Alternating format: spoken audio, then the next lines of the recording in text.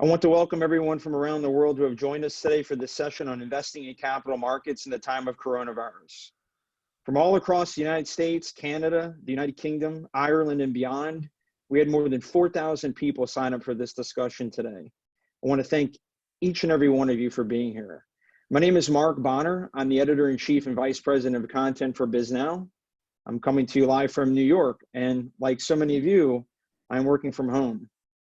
That is a new reality for so many of us around the world right now, including the real estate industry.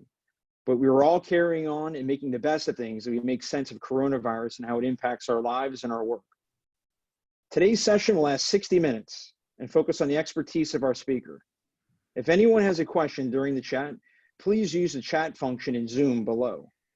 Tell us where you are in the world, and one of our producers will get it to me in real time. Joining me today in Chicago, Michael Episcope, principal and co-founder of Origin Investments. And in London, my colleague, Mike Phillips, UK editor for BISNOW. Michael, I'm going to go to you first. 18 days ago, when you and I began talking through your analysis of coronavirus and the state of the markets, you were able to find the silver lining, especially as it pertained to the historically low interest rates and how that might be a benefit to long-term private real estate investment. Today, there is no U.S. stimulus plan in sight, and the markets are continuing to slide. What's your sense of things as you see them right now? Yeah, Mark, first of all, thanks for having me on. I wish it were under very different circumstances. 18 days ago feels like a lifetime. I have to say that what we're going through is surreal. I've never seen anything like it in my lifetime. And I would say that, we were trying to get ahead of this quickly and be optimistic, but, we made some very fast decisions to act. But I think at that time, even maybe the tail risk that we were thinking of in our head, which is very unlikely, has now materialized. So, a lot of what we wrote back then is no longer even, it's just not relevant to where we are today, because a much worse case than I think anybody at Origin could possibly imagine has now arisen. So that's all I can say. I mean, it's surreal, because we were having, up until that point, a record year. We were just about to celebrate, with our team about, January and February, and all of a sudden this thing hit us like a ton of bricks. And it was one of those things that, I came to my partner, David, and I said, I don't really, take much credence in headline risk, but I feel like this is different. And he, looked at me and said, I agree. And that, anytime he and I agree, things get done very, very quickly. We tend to be impetuous and move quickly. And I think it was a little bit of a surprise to our team at that time, although they got behind it quickly. But we felt like it was in the best interest, and just to kind of sit to the sidelines and watch for a minute. But I've seen everything from, the tech wreck of 2001, the Russian ruble crisis, long-term capital management, gone through the financial crisis, and I've never seen anything even remotely close to this. I mean, they are forecasting GDP drops in the second quarter between, Goldman came out 24%.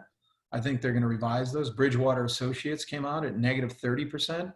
And I mean, you can't even fathom what that means today in the market when you look back historically. It's twice as much as we've ever had in any recession in the last 80, 90 years, barring the Great Depression. So what we're facing here, and I'm not trying to be a pessimist or an optimist, I'm trying to be a realist. And what we do is we plan for the worst and hope for the best. And so that's kind of how we're managing our household, and managing our household at Origin as well.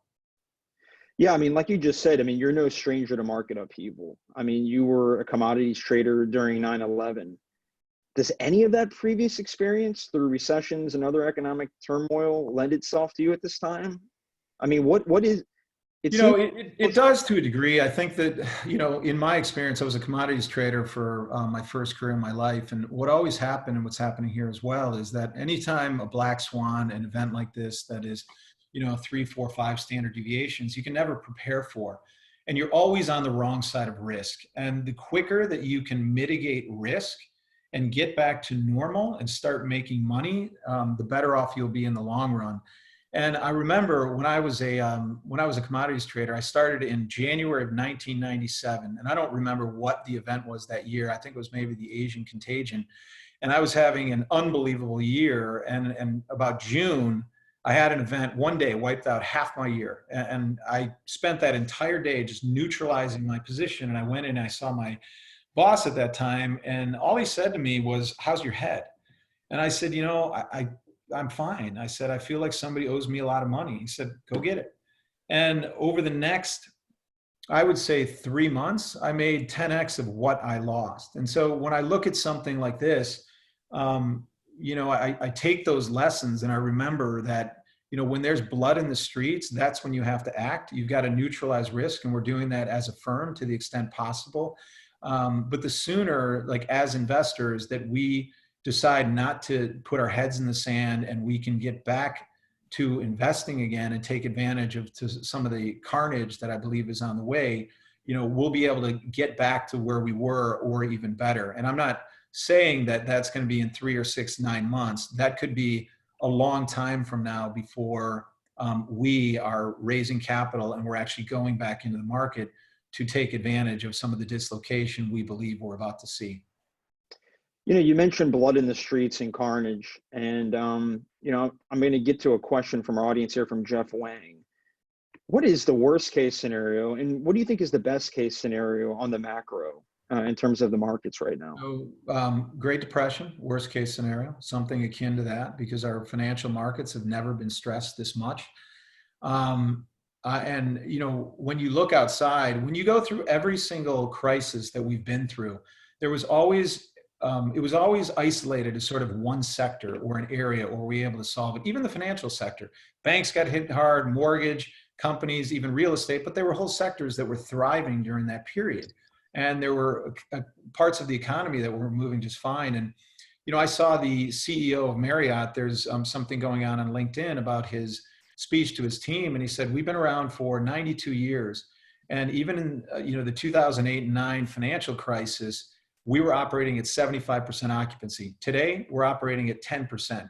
And if that doesn't put it in perspective and you look at that, we are in for something that none of us has ever seen. And unfortunately, life as we know it is about to change.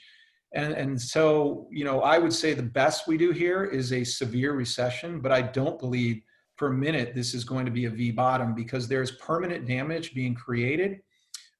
Because we're not talking about everything we're doing today about flattening the curve is not about curing the virus. The virus is here. The genie's out of the bottle. That's not going away. And we are not China, who's going to eliminate it like this. And even China has imported it back in. This is now in 140 countries. All we are talking about is kicking the can out in the future so that we can match the rate of the spread of the virus with our healthcare capabilities.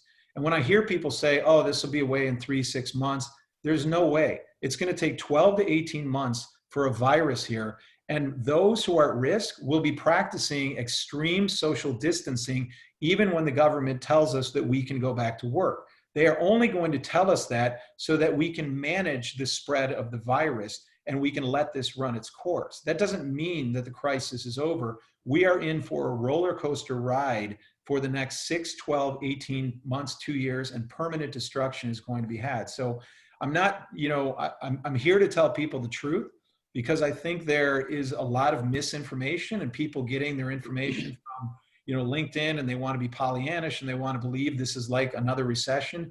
It is anything but. So I think we're looking at something severe to much greater than that. And I'm scared and I'm concerned, and we've done as much as we can given the current situation to get our house in order. Cash is king again, and get ready, because, as Bill Ackman, he gave a great analogy. There's a tsunami coming. Hi there, Michael. It's Mike Phillips here in the UK. With all that in mind, obviously we've seen historic low interest rates, already around the world. Huge cuts from the Fed, huge cuts from the Bank of England here in the UK. Do you think action like that even touches the sides in this kind of crisis?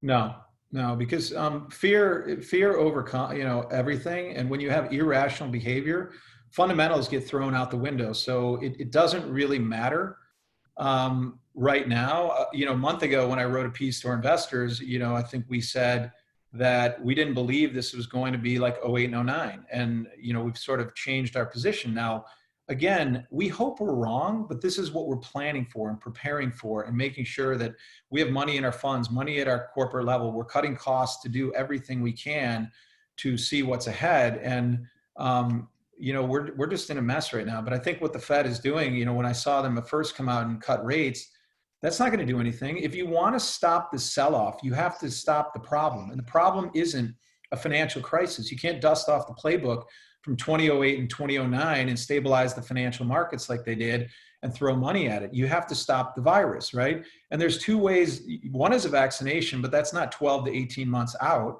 And anybody who tells you differently, just read journalistic magazines and medical magazines, and they'll tell you, and talk to doctors. The other one that could be, I think there's an X factor out there that we have to consider. And this is something that when I'm talking about this doesn't come into play.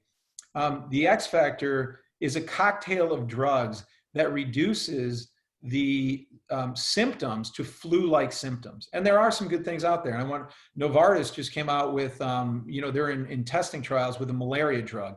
And there's 300 clinical trials going on, and there's a lot of money being thrown at vaccines. So there are things happening. And, I'll say everything I'm talking about, it's in a little bit of a vacuum because you don't know what's happening on the innovation side, but that's hopeful. And hope is not a strategy, right? You have to look at what the facts are today and where we are and where we've been historically. So I think that if the Fed is going to do something, I think it has to be on the side of humanity and get ready for a lot of people in America. 58% of people in America don't have more than $1,000 of weekly savings. Well, guess what? That's gone this week and last week, and more people are in that boat now. So those people have to be taken care of. And what I don't want to see come out of this is, the 40, 50% at the bottom of the, pyramid suffer, and all of corporate America walks away and gets made whole like we did in 2008 and 2009 again. So this is a humanity issue that we're quickly going to face. Yeah, going to a question from a viewer, Jeff Littell asked, are there any tools your team are using to analyze, deal, and deploy capital more heavily since the shift to work from home? Can you repeat that, Mark, that we're using to deploy capital? Yeah, are there any tools you or your team are using to analyze deals and or deploy capital more heavily since the shift to work from home? You and I were talking earlier about the trials and tribulations of going virtual. The interesting thing about this, and I'm sure every real estate manager and everybody who owns real estate and every investor on the line can say the same thing. I had an investor call up last week and he said, hey, are our tenants paying rent? And I said, everybody paid rent on March 1st. Our properties are occupied. They're all at 95%, 97%, 98%. But operationally, nothing has changed, but fundamentally, everything has changed. And we know that. And I thought, Bill Ackman talking about the tsunami is we're all playing on the beach, pretending like life is normal. And there's a tsunami out there that's ready to hit the shore. And the sooner we get off the beach and run away from this thing, the better off we will be. So if the question is specific to what are we doing, there are things you can control and things you can't control. But we've been very proactive and acting quickly. And, I think there's probably a four-pronged approach that we followed. One is communication, early and often. And we have two constituents with communication: to our team and to our investors. And, we sent out a memo, I think it was 2 weeks ago. It feels like 6 months ago now. It's crazy. These are like dog years. But we sent out a memo to our investors and we said, we're going to move to quarterly to monthly updates. And I don't even think that's enough now. So what we've decided to do is task our tech team with the idea of creating a Twitter-like feed. So as we get information, we can send it out to investors in real time. And we're going to practice something called radical transparency with our investors and our team as well, and manage and navigate through this together. The other thing that we've done is we've reallocated resources internally, and we've beefed up our asset management team. We've got a great team of 4 people that is now 7, because every acquisition person who previously actually worked in asset management is now doubling as an asset manager because we think that is where we're going to need the resources. The other thing we've done is we've cut expenses across the board. We've cut all non-essential expenses, and we just delivered a very difficult message to our team today, which is we're cutting salaries 20 to 30%. And the message was actually incredibly well received. And I know my partner and I are just so proud of them for understanding this and soaking this in, because you go from a month ago being celebrating, a record year, a record 2 months, and all of a sudden we're cutting salaries. And many of them never even lived through 2008, and their heads are spinning trying to process. And information is moving so quickly that people cannot even process this right now. So getting our arms around that is really important, and getting to a revenue neutral state is important, because the most important thing for our investors too is that we as an organization are around in 2, 3, 4, 5 years. So we owe it to not only our team, but then, and we told our team, we're not cutting your salaries because we think you're worth less. We're doing something called a shared sacrifice, which means everybody feels this. My partner and I don't take a salary. We're not taking salaries. And we would rather see our team take 70% or 80% of their salary than 60% of the team take 100% and put people out on the street right now. So I hope that other organizations, if they have the ability, can do a shared sacrifice model, because it's so important into what we're about to see in this economy. And the last thing we're doing, if you have the ability, we're hoarding cash. And we're hoarding cash at the company level. We have cash at our funds, and we're in a really good position to weather a pending storm that's coming. So those are the 4 items that we have control of, that we can do today. Obviously, we made the decision to take risk.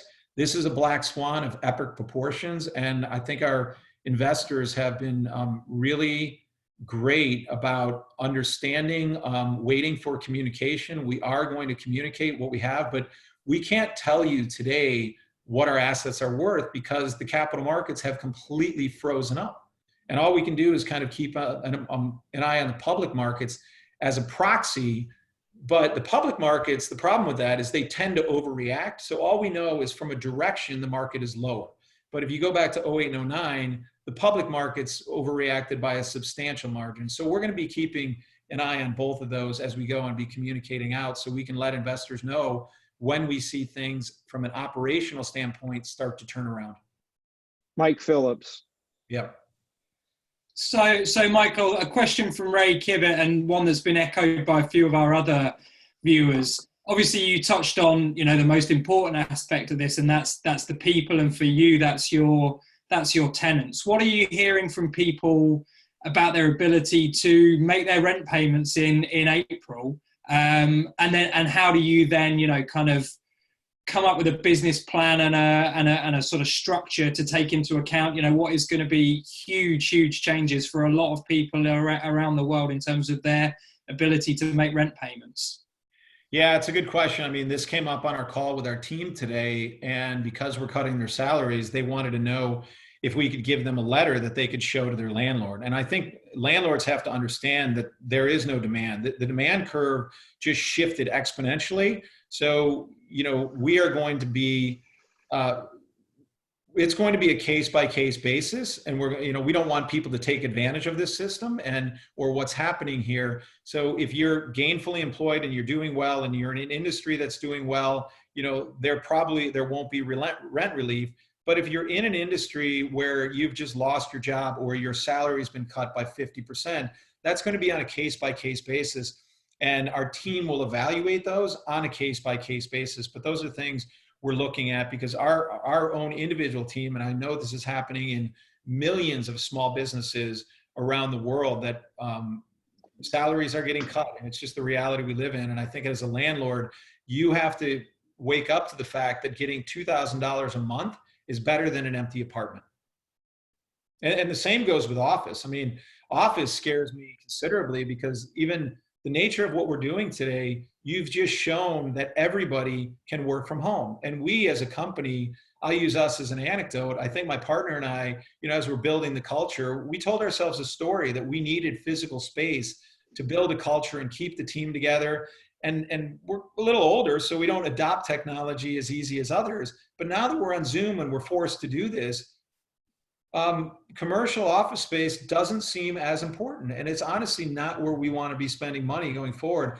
And this, the virtual economy has just accelerated forward in so many ways, from retail to office space to others. And this is, again, we're going to feel the ripple effects from this for not only the next 12 to 18 months, but probably the next 10 years, especially in industries that were already in secular decline, like malls, retail, office, places like that. I mean, is now the time to refinance your property or your property portfolio? I would be very surprised if you weren't in the process of already refinancing. I don't think that you will have an opportunity unless you have AAA credit, extended leases, things like that. I mean, it would be very, very difficult because, the time to manage risk is not when you're in a crisis, but before a crisis. And those are all the decisions we make as individuals. Where do you invest? How do you invest? How much debt do you use? Do you guarantee loans, et cetera? And for a company like ours, I mean, my partner said it best. It was about 12 years ago when we got into this business. You only need to get rich once, right? And there's no reason for people like us to take an unlimited amount of risk by guaranteeing debt. So that is a really important feature. And so within all of our funds, we don't guarantee debt. We don't cross-collateralize assets. And I think our investors are going to really see the power of these risk management things that we put in place over the last 10 years, and just policies that we decided we weren't going to cross and lines we weren't going to cross, and what it means to be with somebody, like myself and my partner, who have a significant amount of our net worth in the funds as well. So we're going to do what we need to do to get to the other side and scrape and scratch and claw. Look, I know this is a kind of a tough question to ask at this point, because I mean, we're in the last 10 days, the Dow has lost 11,000 points. But from your perspective, Michael, where are the growth opportunities? Where are the actual opportunities in the market right now, as far as you can tell? The stock market, or are you talking about the real estate market? Both. So, well, we have the advantage of running both public and private securities, so we get to see both what's happening. If you have to really consider the idea that some of these companies will not exist in the future. So where do you go to hide? Well, I think in the stock market right now, you've already seen companies like Clorox and Zoom Technologies. But again, if you believe this is a secular move and this is going to happen, Zoom Technologies is probably a bargain today, because you've seen this is going to be like this for the next 10 years. This isn't going to go back to life as normal and people are going to get rid of Zoom. There are chemical companies out there. I would say, on the public REIT side, two that I've been looking at that are really, really interesting, and it's more on the preferred equity side. And we have a public security expert in-house who runs the analysis here. But when you look at something like Digital Realty Trust is a public REIT that operates data centers. And so they are the backbone behind the internet. So what we're using right now goes through a data center that is run by Digital Realty, and they are in a great position for a long-term secular continuation. And then you have companies like American Tower, AMT, which is in the cell tower industry. And you still have the cell tower industry, no matter what happens in the business community, even if there are layoffs, people will still have their phone. They might go, and go to a cheaper plan or something like that. But all of these cell phone companies like AT&T and Verizon, they have to use the network. And those networks are largely owned by companies like AMT. So, I would be very, very careful about trying to pick a bottom here on some of these companies. Like when, it might be enticing to look at a Boeing and say, oh my God, it was $350 and now it's $90. I don't even know what it is today. That has a chance to go to zero. And the federal government, as much as people think they can bail us out here, they do not have enough money to solve this problem. And that needs to be very clear. The public markets are way bigger than any money that the government could possibly provide. So be very careful. And I'm only looking at opportunities out there that I know will be around here in 10, 20, 30 years. I'm not trying to, pick bottoms. So from your point of view, you maybe just answered this question, Michael.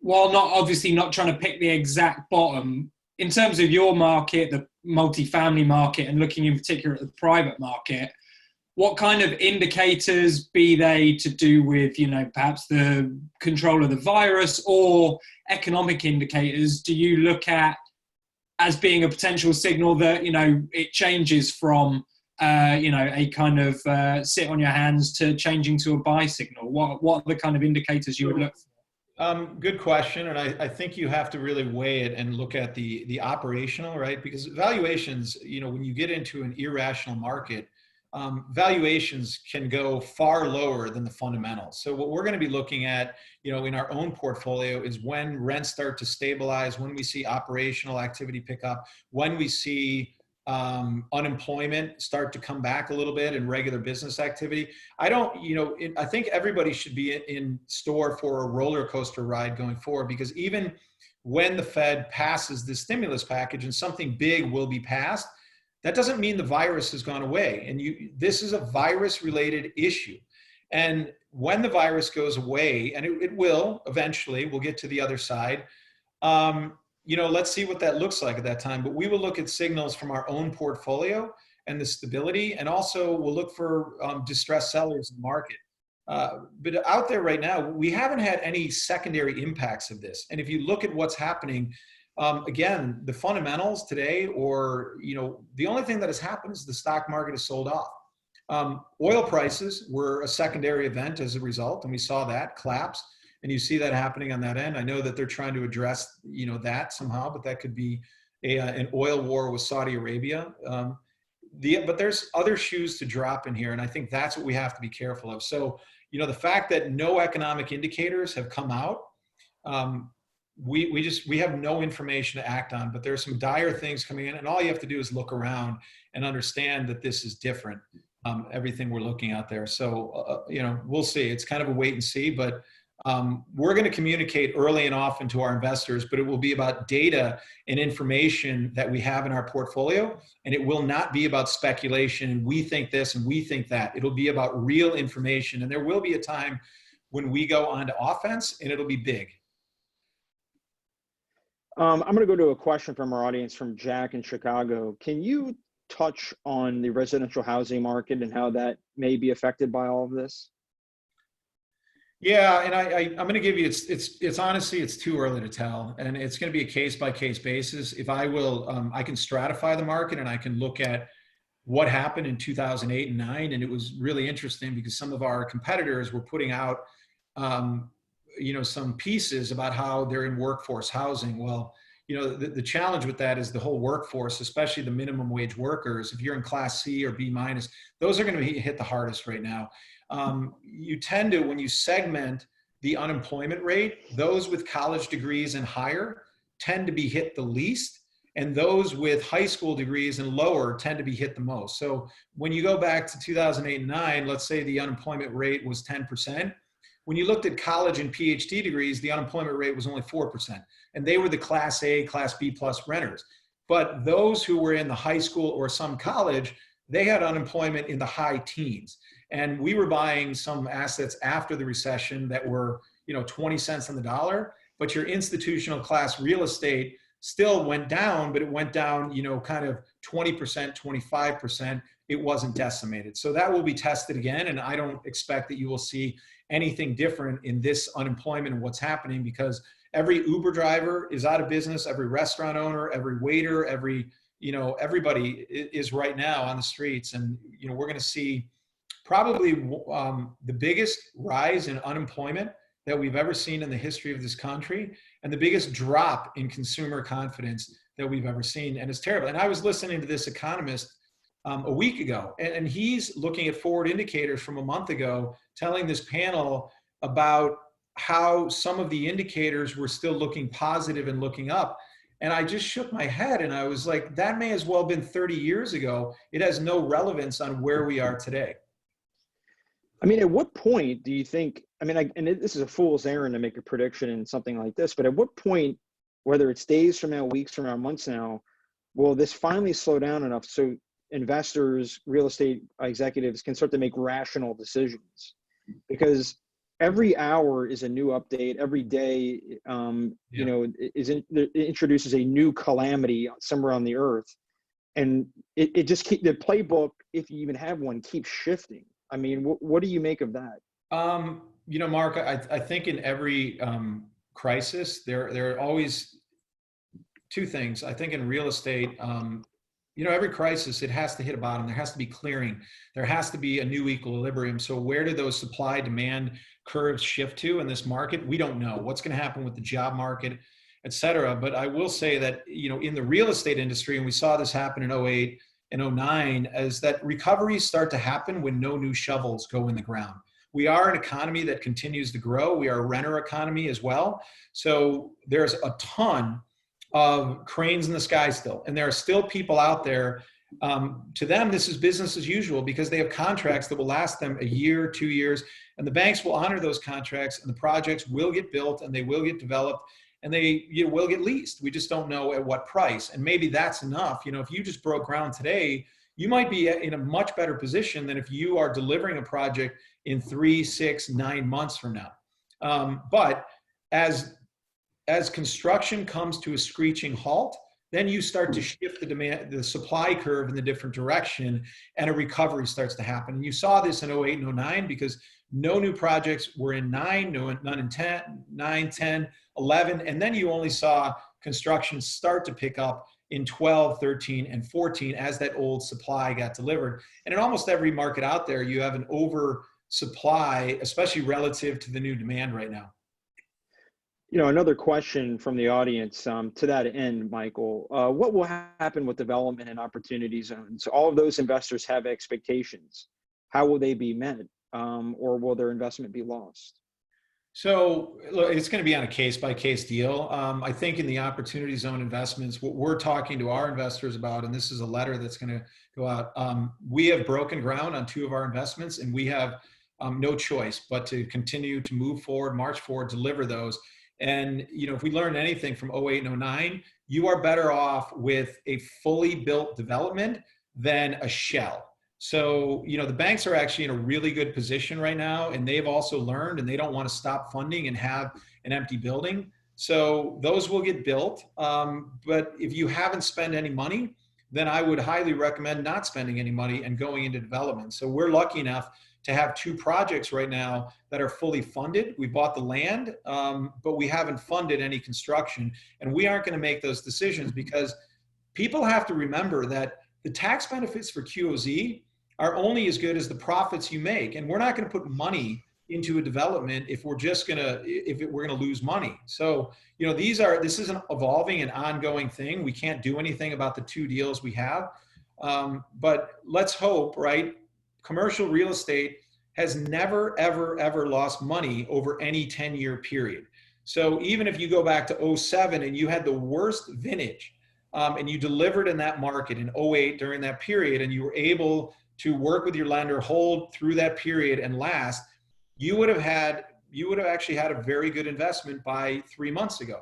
And so the projects that we're delivering, we have to all remember that these are 10-year, 12-year, 15-year, 20-year, and the market will be a lot higher then. So, you know, that's my answer, but it doesn't mean that in 30 months, we will be ready to put that money to work. And that's something that we're going to have to talk to investors and do what's in the best interest of the project, because the benefits are only there if you have a profit. So, you know, that's, you know, you can only make a decision with the information you have at hand, but we're going to wait and withhold any spending. You know, you just said that there's never, oh, go Mike, sorry. Sorry, I was just going to pick up, Michael. You've mentioned the banking and lending community a few times.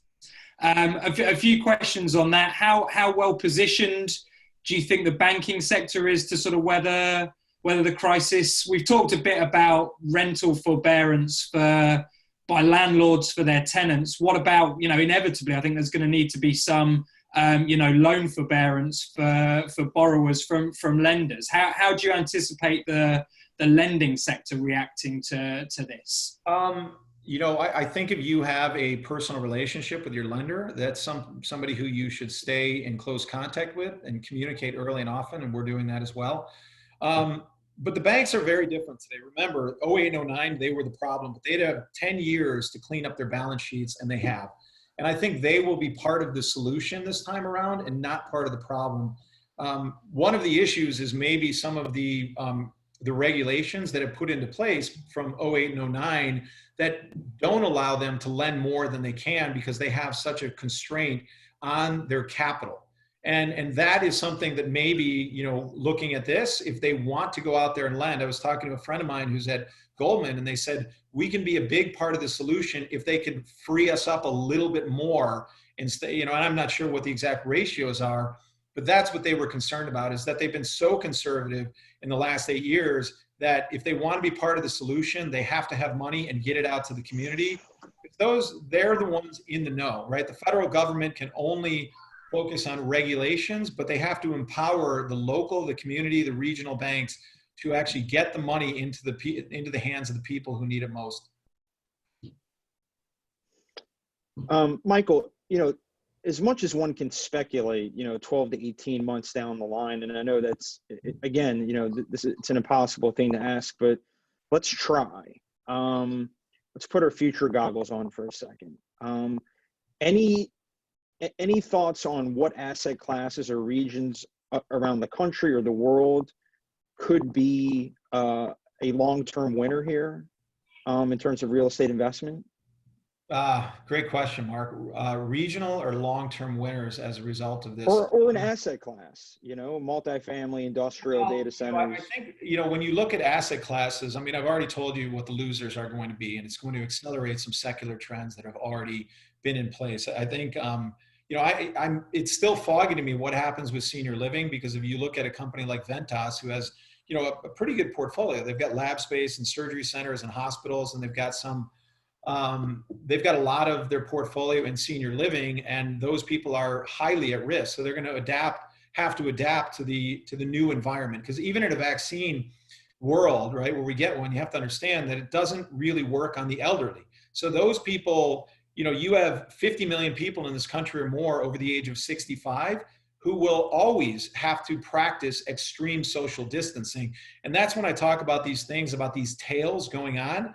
So I don't know what senior living looks like. You know, a lot of times what we think we know today is actually the opposite, and we have to throw conventional wisdom out of it. It could be a huge boon for them, right? We don't know what they're doing behind the scenes. Office is going to be a very tough asset class, especially commodity office. Malls, I think your class B and C malls are going to go up. Many of them are going to go bankrupt. The Simons of the world will continue to last, and the Brookfields, who own the class A retail malls. Multifamily will be fine. And in some ways, you know, we were talking about this because you don't think about this, but if we have a stay-at-home economy, it might actually boost the demand for multifamily in 2 and 3 bedrooms. I mean, if you have a 2-bedroom now, but now you need a family or a home office, you need an extra bedroom. So things like that we're not thinking of, they're only clear in hindsight. Oh, wow. You know, you have to think a little bit outside the box, but I haven't read or, you know, really thought about how geographically this is going to shift. I can tell you right now, I'd rather be sitting in Montana in my, you know, in a house out there. I don't have a house out there, but, you know, if you're sitting on a 500-acre ranch by yourself, you're feeling pretty good about it. So look, we've got about 2,000 people on this call right now, Michael, and let's assume for a second that they're all your clients, right? What would you tell them to be doing right now? Like, what are some of the smart plays they can be making or thinking about right now? Yeah. So I think that, you know, again, this goes back to preparing for the worst, but hoping for the best. So what I've done in my personal life is made sure that I have enough cash to last 2 to 3 years, right? And not everybody is in that same situation, but, you know, to watch the market eviscerate when we haven't even had any bad economic news, and it is coming, right? And to know that that is your only way to last for savings. Nobody wants to sell the market down 35%, but, you know, right now you're risking a whole lot, you know, if you don't have a job or you can't do that. So get your house in order, cut your expenses, and the same thing at the office side. You know, do what you can to cut expenses and get it early and in front of this, because hope is not a strategy. A strategy is really looking at, worst case scenarios and how do we get out of this, and stress testing everything and making sure we get to the other side. So it's, and I do want to say, I feel like I'm trying to be a realist about this, and I'm giving people a view into what we're thinking. And I think, and I'm not alone here, because I know we haven't even been affected yet. And I have friends who are in the middle of this, and I have a friend who runs a trade show exhibit company, and he got in front of this 3 weeks ago and laid off 80% of his staff in the first day he saw this thing coming, and he's preparing for 2 years with no revenue. So, there are things on the horizon that we have to be hopeful for, but it doesn't mean that this is just going to go away and we're going to hit this V bottom. The market is going to bounce around. It's going to be a W for a long time. We're going to get awful economic news, and everybody has to understand that and get their house in order. So, it's really a case-by-case basis, but we are doing everything we can at Origin to retain our team, to make sure that our assets are in order, that our funds are in order. We're actually, I think, probably in a better shape than 98% of other operators out there. And they're going to really understand what it means to invest with an operator who hasn't taken as much risk as others, and who has a lot of cash and a balance sheet and has invested heavily with them. Michael, you mentioned the V curve earlier. I'm glad you brought that up. You got a lot of people out there right now that are saying now is the best time to invest. It's the best time to get your money in the market. It's both, whether it's the real estate market or whether it's the stock market, because we're at the bottom or near the bottom, and this sucker is going to roar back sometime in the next couple of months. And there's tons of money to be made if you get in now. Yeah. What do you make of that? So they could be right, and I could be totally wrong. And I hope we are wrong, and I hope I'm wrong. And there's a whole consensus of people who are buying in the market. The market has equilibrium. We're watching it go down a little bit more every day. I've been around long enough where I've never seen anything like this, and I'm talking to some really smart people who are saying the same exact thing. And if you believe that, and you think that this is different, and the economic destruction that's being created as a result of this virus, and you look at the history of stock market declines, 2008 and 9, we were down 57, 59%. And so we're halfway there right now. And if this is worse, then you just do the math, right? So I have a lot of risk on the table already, right? With real estate and my other investments. So if I'm wrong, that's awesome. But what I don't want to do is make a bet where if I'm right, I make 50%, and if I'm wrong, I lose 100%. That's not a good risk reward right now. So, we just, there's a balance that everybody has to make, and choices in their personal life. But if you're sitting on the beach pretending like nothing is happening and this is life as usual, you're about to get hit by a tsunami. So you need to get off that beach pretty quickly. Mike Phillips? Just in terms of the point you made about the ranch in Montana earlier, Michael. Again, this is looking super long term, but over the last 20 years, we've seen that trend. Urbanization has been one of the kind of watchwords of commercial real estate, and this desire for us all to congregate and come together and be as close as possible to people. This is really future gazing, but do you anticipate any kind of reversal of that trend towards urbanization? This maybe plays into your earlier question about, regions that do particularly well. Do you think this might, even go so far as to reverse what's been a huge demographic trend over the past decades? Again, speculating, my answer is no, only because I really think that, people do what's in their own best interest, and the idea of living in a city and having all the conveniences and being close, and we understand the risk of being in a big city. Those trump, being isolated for your whole life and running and hiding your head in the sand. And, I do think that what's happening here will permanently change behavior in certainly a lot of ways. And we're only going to know over time what those behaviors are. But I don't think people are going to run to rural America and start, buying a farm. Some of them might. If you were already considering this, you might go out there. But a pandemic has always been a risk in our economy. And, one thing, if you ever watched the Bill Gates TED Talk, I was just sent that the other day. He was asked, what keeps you up at night? And he said this, he said a pandemic. And he talked about this entire TED Talk about this is the biggest threat to society. And instead of our government, and I'm not blaming this administration, you know, focusing on this and spending a little bit of money, he used a great analogy. He said, for the cost of one B-52, right, that we roll off the line, we could have been way more prepared for what is happening for this. And instead of that, we've actually disbanded the pandemic group, and we're not even looking at this. So, you know, we were ill prepared.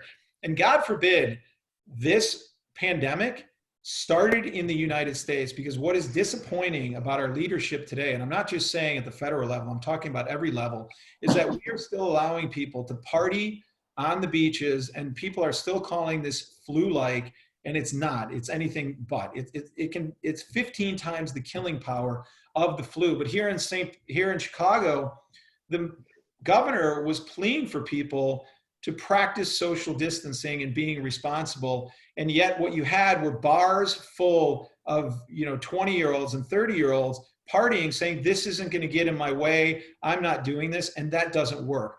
It works in China because they're an authoritarian government and their people are compliant.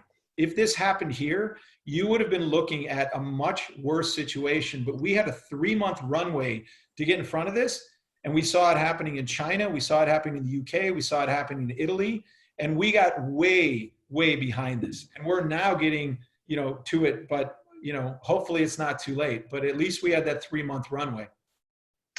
Yeah, this gets back to what Bill Ackman was saying on CNBC last week, who, you know, is a very aggressive hedge fund manager in the United States. And basically what he said, Michael, and I know you and I have talked about this offline, is that we have a people problem in the United States right now, right? In terms of we're not able to pull the levers in the same way that, you know, a country like China has. And so therefore, if we're not able to contain this pandemic and get it under control, the least of our problems will be activity in the markets. And if you think that is a problem, the results will be catastrophic. Yeah. So it sounds like that you are, I know that was a long interview that he did, but it sounds like you're saying basically the same thing to some respect. So yes, but you have to balance economic destruction against the destruction of the virus, right? It is a humanity issue, right? But there's a lot of people here who we also have to consider. And this whole idea of flattening the curve and we're going to be back to work in 3 months, I want people to be very careful about what that means, because flattening the curve does not mean that less cases are going to be around. We have not even begun to see this. This is a seasonal virus. It's going to come back. The genie's out of the bottle. It's in 140 countries. Flattening the curve is simply matching the rate of spread of the disease to the capabilities of our healthcare systems. And that means beds, that means people, physicians, healthcare workers, and also equipment. And we've seen that we're ill prepared on the masks, on the ventilators. And what we're doing now is anybody who's seen this sees that little line, you know, and the flattening of the curve. And we're trying to raise that line and steepen the curve, because now we have no choice but to let this in a way run its course. Because if we are going to stay inside, and the global community will not do this. You're not going to get every person and country in Africa and India and the Middle East and the UK and, you know, Europe and Eastern Europe and Asia to sit inside until this virus is dead, and it would be catastrophic. So the next step will be go back to work and practice extreme social distancing. And you will have a large group of people who do that. And if you're, you know, if you're young, you know, you can go back to school. If you're 20 years old, go to work, 30 years old, 40 years old. You have to start consider, though, the consequences if you're 50 years old and 60-year-olds and certainly older. So when you take that group out of the social distancing, you know, even equation, and they're not going to work and they're not going to restaurants, what does that do to the overall economy? But we have to get back to work. And if we don't, the consequences of this are going to be like nothing we've ever seen. So, Michael, you've obviously been having a lot of difficult conversations the last couple of weeks with your staff and your shared sacrifice plan, but I'm assuming also with a lot of your clients. What are some of the more difficult questions on the client side that are being asked of you right now, and how are you going about addressing their concerns? Well, let me first address, I think our team, you know, David and I, we couldn't be more proud of them, how they took this information. And I think they had a challenge processing it at first. but they've all sort of rallied around it now. With investors, they've actually been very patient because this isn't isolated to real estate. And I think they understand that there's a bigger humanity. And by the way, we haven't written down any assets. We don't know what they're worth. We don't know if we're going to write them down 5, 10, 20, no transactions are taking place. So all we can do is report out on the operational impact of what's happening, right? We're not going to guess on prices, but we're going to continue to educate them and communicate. And, David and I, we're stewards of our capital and theirs. And we understand that people have placed faith in us. And for a lot of people, this is a tremendous amount of money. And we understand that and we know that. And we're going to, do everything in our power to maximize that wealth and protect it. Because, we talk about, everything we say is about protecting and preserving and growing wealth. Well, right now it's protecting and preserving everything we can. Mike Phillips, final question. A question that one of our viewers, Amir, has asked.